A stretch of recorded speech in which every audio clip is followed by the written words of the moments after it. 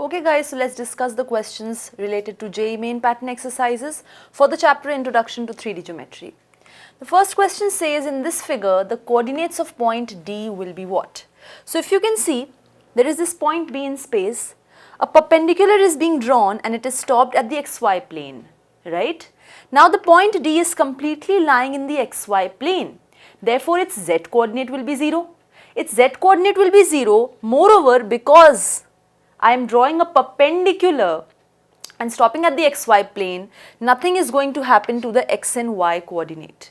They are going to exactly remain the same. The only thing which is going to change is the z coordinate, and therefore you are going to have a, b, 0 to be the coordinates of point D. That's something very basic, okay? Moving on to the next question. Again it says in the same figure, in the same very figure, if the coordinates of point P are a, b, c, then the reflection of P in the xy plane, yz plane, xz plane will be what? Now when I am talking about reflection of P, again I am saying that you need to drop a perpendicular from P onto the xy plane, or basically I can say you need to drop a perpendicular and go the exact same distance downward as much as you are upward. So how much are you upward? C units. Along the z-axis you are going upward, right? If I am talking about its projection or reflection in the xy plane, right? So you are at what height? C units. The same height you need to travel below, right? Below the xy plane. So that means the point is only changing its height. Nothing else is going to change. Right now it has A, B and C as its coordinates. Now if I talk about its image along the xy plane, it is going to be a, b, minus c. So the image of P in the xy plane, image of point P along the xy plane, you can say, will be only the change in the height. It will just be the same height but in the downward direction. So same height in the downward direction will be minus c then, the coordinate. So it will be a, b, minus c. Exactly in a similar fashion, when I am talking about its very reflection along the xz plane, in that case what is going to happen is the same distance as it is covering along the y-axis, the other side, wherever the image is, the same distance will be covered on the other side along the y-axis. Apart from that, x and z coordinate are not going to change at all. So when you are talking about the reflection of P along the xz plane, only B is going to be changed to minus B, rest A and C are going to remain the same. So along the xz plane, B will change to minus B, A and C will remain the same. Okay? And now you understood the idea. If I talk about the image along the YZ plane, in that case what is going to happen is only the x coordinate is going to change. Change means what? If it is 2 units along the x-axis, then minus 2 will be the units covered along the x-axis by the image. Right, so that is only the thing that is going to change. So along the YZ plane it will be minus A, B, C. Okay, so along the XY plane we are getting A, B, minus C. Then along the YZ plane we are getting minus A, B, C, and along the XZ plane we are getting A minus B, C. This is the correct option. Okay. Moving on to the next question, we have the point which is equidistant from this point O, A, B and C has what as its coordinates?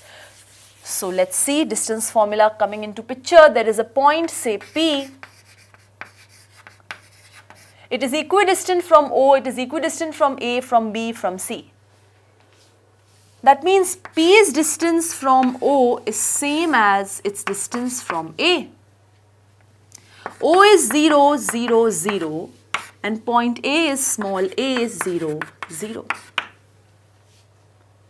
Now OP is same as AP. So clearly OP square is same as AP square. What is OP? It is x minus 0 whole square plus y minus 0 whole square plus z minus 0 whole square. And what is AP? AP is x minus a whole square plus y minus 0 whole square plus z minus 0 whole square. So obviously y square z square gets cancelled. You have x square equals x square plus a square minus 2ax. So you have 2ax equals a square, which implies 2x equals a, or x is a by 2. The moment you have x equals a by 2, you can use another very thing, that OA is also, or I should say OP is also equal to BP, right? This is going to give you that y coordinate is equal to b by 2, and when you use OP is equals to CP, you are going to get z coordinate to be equal to c by 2, and therefore by these three relations, one is we used OP is equal to AP, that gave us the x coordinate, then OP is equal to BP, that is going to give you the y coordinate as b by 2, and OP is equals to CP is going to give you the z coordinate as c by 2. So you have a by 2, b by 2, c by 2 as the coordinates. The next question says, if the extremities of the diagonal of a square are given to you, then the length of the side is what? Okay, let's see. So whenever you have a square with you, you should know that if this is the diagonal, then diagonal's length is root 2 times the side's length, one side length. The diagonal length is root 2 times the side length. Okay? What is the diagonal length? Now see, the extremities are given to you. What are they? 1 minus 2, 3 and 2 minus 3, 5. So if I say this is A, this is B, what is AB? That is the length of the diagonal of the square. It is under root 1 minus 2 whole square plus minus 2 plus 3. Minus 2 plus 3 means 1 whole square plus 3 minus 5 whole square. So this gives you root 6. Diagonal's length has come out to be root 6. You are wanting the side's length. It is root 6 by root 2, which is nothing but root 3. So one side is of length root 3. It's a square, so each side is of length root 3, and therefore root 3 is the correct option. Now if I move ahead to the next question, we have the point in the xy plane which is equidistant from 3 points A, B and C has what coordinates? Let's see. So there is a point in the xy plane. The very fact that the point is in the xy plane means that its z coordinate is 0. It is equidistant from 3 points A, B and C. A is 2, 0, 3, B is 0, 3, 2 and C is 0, 0, 1. You know that if I say this is P, you know that AP is equals to BP is equals to CP. So first I am going to use AP is equal to BP and therefore their squares are also same. Then you have A minus 2 whole square plus B minus 0 whole square plus 0 minus 3 whole square. This is equal to BP. So BP square, that means A minus 0 whole square plus B minus 3 whole square plus 0 minus 2 whole square. This gives you what? A square plus 4 minus 4A plus B square plus 9 equals A square plus B square plus 9 minus 6B plus 4. Okay? A square, B square, A square, B square gets cancelled. You have minus 4A plus 6B. Minus 4A plus 6B. 4 plus 9, 13. 4 plus 9, 13 gets cancelled out. You are left with what? 2A minus 3B is 0. isn't it? This is minus 2a plus 3b, or you can say 2a minus 3b. Similarly, if I say PB, or I should say BP is equals to CP, squares are also same. BP will be a minus 0 whole square plus b minus 3 whole square plus 0 minus 2 whole square is equals to CP, that is a minus 0 whole square plus b minus 0 whole square plus 0 minus 1 whole square. A minus 0, b minus 0, 0 minus 1. So this is going to give you a square plus b square plus 9 minus 6b plus 4 equals a square plus b square plus 1. Again, this gets cancelled out. What are you left with? You have 9 plus 4, 13 minus 1, 12 minus 6b is 0. So you get b is equal to 2. The moment you put b is equal to 2, you get 2a minus 6 is 0. A is 6 by 2, that is 3. And so the point is 3, 2, 0. Easy enough, just the direct use of distance formula, nothing else.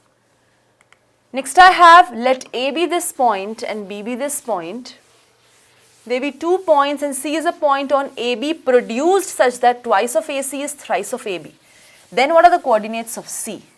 Okay, let's see what the question is trying to say. This is A is 2, minus 1, 4. Then there is B, which is 0, 2, minus 3. And on AB produced there is some point C, such that it is saying that twice of AC is thrice of AB. Somehow the section formula is being actually signaled to pop up. I am going to manipulate this expression. AB can be written as AC minus BC. AC minus BC. This is twice of AC equals thrice of AC minus thrice of BC. So this gives you 3AC minus 2AC is AC, and this is 3BC.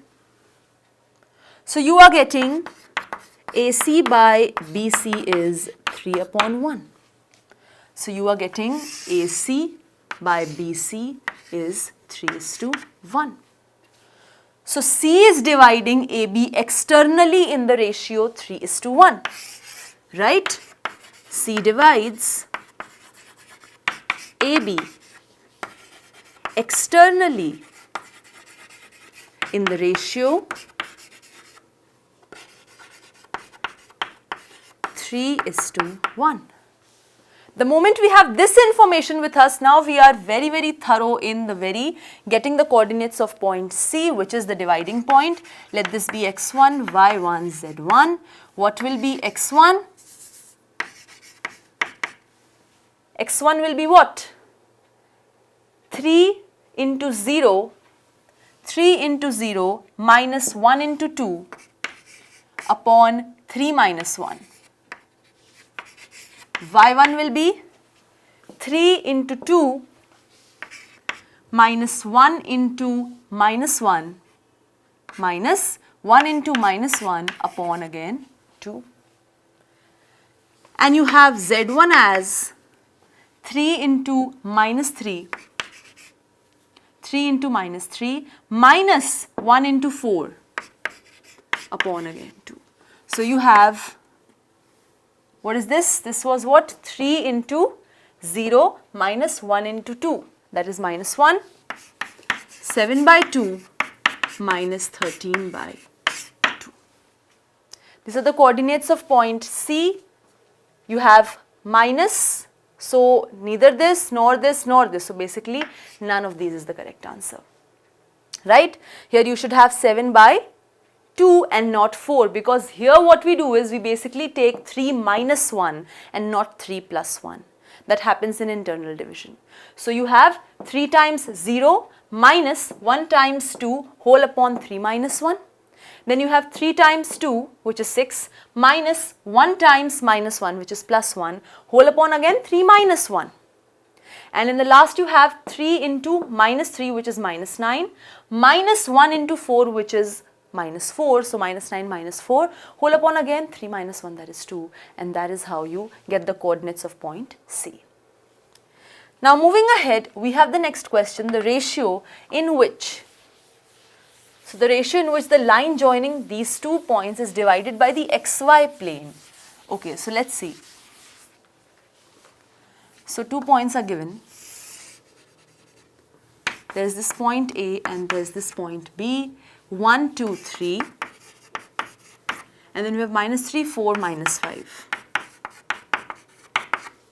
And xy plane is actually dividing this point, suppose at point R. So if xy plane is dividing the very line segment joining A and B at point R, that means this point is lying on the xy plane. If it is lying on the xy plane, obviously its z coordinate is 0, right? Let it divide in the ratio lambda is to 1. So coordinates of R are what? Minus 3 lambda plus 1 whole upon lambda plus 1, comma 4 lambda plus 2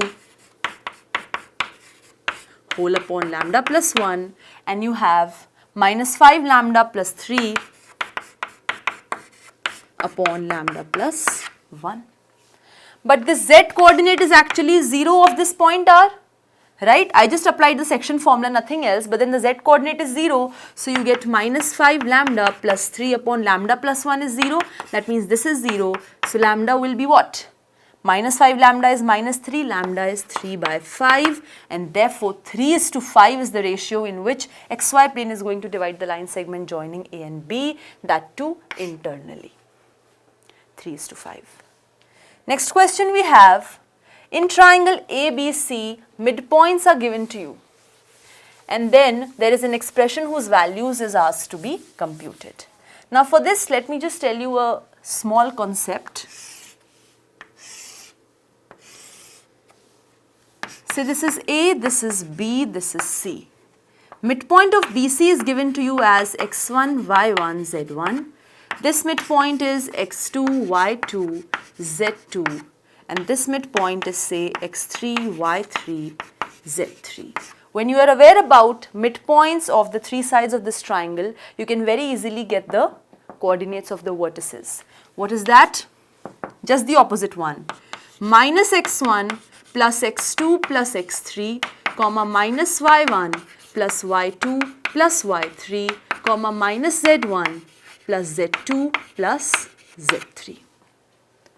B will be what? B will be x1 minus x2 plus x3, y1 minus y2 plus y3, z1 minus z2 plus z3. And what will be this?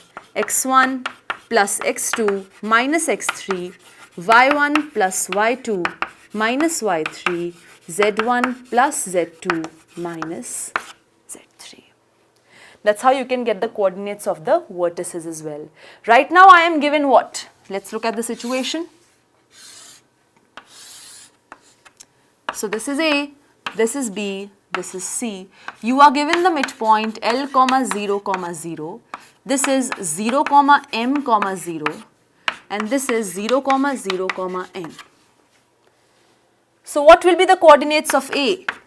A is going to be minus 0 plus 0 plus L, minus m plus 0 plus 0, and minus 0 plus n plus 0.